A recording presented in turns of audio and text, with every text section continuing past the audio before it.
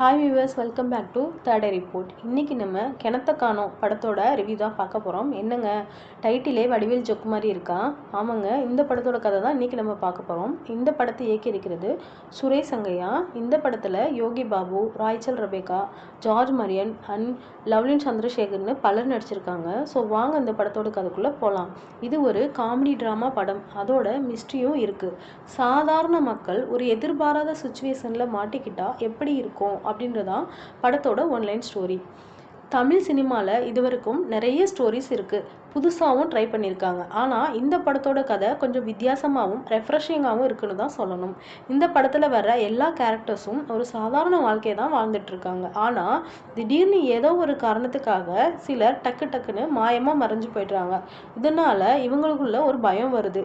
இந்த பிரச்சனைக்கு பின்னாடி இருக்கிற ரகசியத்தை தெரிஞ்சுக்க இவங்க எல்லாரும் இன்வெஸ்டிகேட் பண்ண ஆரம்பிக்கிறாங்க. அப்படி பண்ணும்போது இவங்களுக்குள்ள மிஸ் அண்டர்ஸ்டாண்டிங் அண்ட் சீக்ரெட்னு நிறைய வருது. ஒவ்வொருத்தரும் ஒவ்வொரு பிரச்சனையை தீர்க்கும் போதும் புதுசாக ஒரு பிரச்சனை வருது. இது எல்லாமே ரொம்ப காமெடியாகவும் ஜாலியாகவும் எடுத்துகிட்டு போயிருக்காரு நம்ம டைரக்டர். யோகி பாபாவோட கேரக்டர் தான் இதுலேயே மெயினாக இருக்குது. இவரோட கியூரியாசிட்டி தான் இந்த கதையை முன்னாடி நகர்த்தி கொண்டு போகுதுன்னே சொல்லலாம்.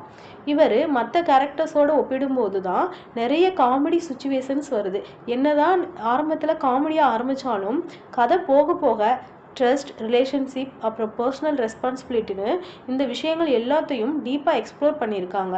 அது மட்டும் இல்லை, ஒவ்வொரு கேரக்டர்ஸும் அவங்க பண்ணுற செயலுக்கான வினையை அவங்க தான் அனுபவிக்கணும் அப்படின்ற கற்றுக்குறாங்க. அதோடு அவங்க எதிர்பாராத சில கசப்பான உண்மைகளையும் ஒத்துக்க வேண்டிய சூழ்நிலையும் உருவாகுது. படத்தில் கிளைமேக்ஸ்னு வரும்போது ஒருத்தர் காணாமல் போயிட்டாருன்றதை தாண்டி ஒருத்தருக்கு பிரச்சனை வரும்போது அவங்க எப்படிப்பட்ட முடிவை எடுக்கிறாங்க அப்படின்றத பற்றி தான் சொல்கிறாங்க. இந்த படத்தில் சொல்ல வர விஷயங்களும் ஒரு தாக்கத்தை ஏற்படுத்தி தான் சொல்லணும். உதாரணத்துக்கு ஃப்ரெண்ட்ஸாக இருக்கட்டும், ஃபேமிலியாக இருக்கட்டும், மிஸ் அண்டர்ஸ்டாண்டிங்கிற ஒரு விஷயம் உள்ளே வந்துட்டா அது பிரச்சனை தான். அவங்க செய்கிற செயலுக்கான வினையை அவங்க தான் அனுபவிக்கணும். அதே சமயம் அவங்க பண்ண தப்பை திருத்திக்கவும் செய்யணும். மறப்போம் மன்னிப்போம் அப்படின்றது ஒருத்தனோட மன வளர்ச்சியான அடிப்படையான விஷயம்னு சொல்லியிருக்காங்க. டைரக்டர் சுரேஷ் காமெடி மட்டுமே நம்பாமல் எமோஷ்னலான கதையை சஸ்பென்ஸோடு சொல்லியிருக்காரு. அதனாலேயே இந்த படம் எல்லாருக்கும் பிடிக்கிற மாதிரி அமைஞ்சிருக்கு. இந்த படத்தில் வர ஒவ்வொரு கேரக்டர்ஸுக்கும் இம்பார்ட்டன்ஸ் கொடுத்துருக்காரு. அவங்க பர்சனலை எப்படிப்பட்டவங்கன்றத டைம் எடுத்து ஸ்க்ரீனில் காமிச்சிருக்காரு. ஒவ்வொரு சீன்லையும் ஆடியன்ஸ்க்கு கனெக்ட் ஆகுற மாதிரி நேச்சுரலான கதையை நகர்த்திட்டு போயிருக்காரு. ஒரு பக்கம் எமோஷனல், இன்னொரு பக்கம் காமெடின்னு இருந்தாலும் இது ரெண்டத்தையும் பேலன்ஸ் பண்ணி கதையை எடுத்துகிட்டு போயிருக்காரு. இதுதான் இந்த படத்துக்கே ஒரு நல்ல பக்க பலம் அப்படின்னே சொல்லலாம். இந்த படத்தில் நடித்த ஆக்டர்ஸோட பெர்ஃபார்மன்ஸ்னு பார்க்கும்போது யோகி பாபுவை பற்றி சொல்லியே ஆகணும். தமிழ் சினிமாவில் இருக்கிற லீட் காமெடி ஆக்டர் இவர் தான். மறுபடியும் இவரோட பெர்ஃபார்மன்ஸ் மூலமாக ஆடியன்ஸை அவர் பக்கம் இழுத்துருக்காரு. காமெடி மூலமாக ஆடியன்ஸை சிரிக்க வைக்கவும், எமோஷனலான சீன்ஸில் ஆடியன்ஸோட மனசை வருடுற மாதிரியும் சூப்பராக நடிச்சிருக்காரு. இவரோட ஃபேஸ் ரியாக்ஷன், டைலாக் டெலிவரின்னு எல்லாமே பக்காவாக கதைக்கு சூப்பராக பொருந்திருக்கு. ரச்சல் ரபிகான்றோட நடிப்பு ரொம்ப யதார்த்தமாகவும் ஜென்யூவாகவும் இருந்தது. ஜார்ஜ் மரியனோட நடிப்பும் ரொம்பவே நல்லா இருந்துச்சு. லவ்லின் சந்திரசேகரோட போர்ஷன்ஸும் சூப்பராக இருந்தது.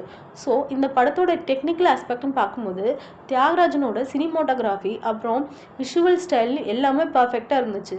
கேரக்டர்ஸ்க்கு நடுவில் நிற்கிற கான்வர்சேஷன், அவங்களோட face expression, comedy timing, body language இதெல்லாம் மெயின் ஃபோக்கஸாக பண்ணியிருக்காங்க. இந்த கதைக்கு நேச்சுரல் லைட்டிங் அப்புறம் வார்ம் கலர் டோன்ஸும் பயன்படுத்தியிருக்காங்க.